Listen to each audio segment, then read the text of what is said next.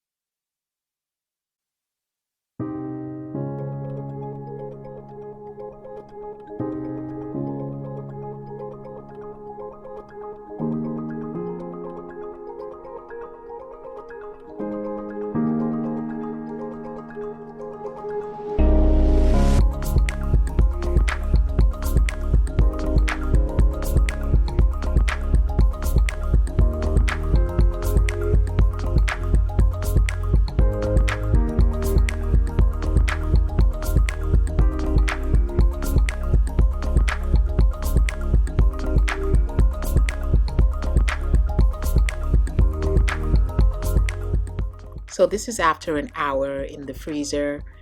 The cocoa butter helps it to harden really fast. You don't need to put it longer than an hour. And you just have the chocolate coming out from the molds nicely for you.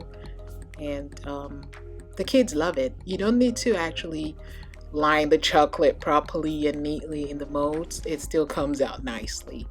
And the excess that you pour just comes out as flakes of chocolate, and they eat it up anyways. You can see they really love it. So we actually had this chocolate cake that we made earlier, and we decided to line up the the chocolates that we made on top of the cake, as you can see. So I think they liked it. That's what's more important. In this period, the kids have been home. It's nice to do something fun with them. You can get this molds on Amazon.com. You can get like holiday themed molds that would make the chocolate look nice and Christmassy. Got the gingerbread man and the candy canes. I'm sure the kids will love it if you try to do this with them. So the cocoa butter definitely made the chocolate come out more creamy and nice, and you don't really get that coconut scent that you would get if you used organic coconut oil, for example. So let me know if you try this in the comment below. And we have some funny bloopers while filming. Hi everyone. So today we're just going to we're relaxing. It's Thanksgiving, and we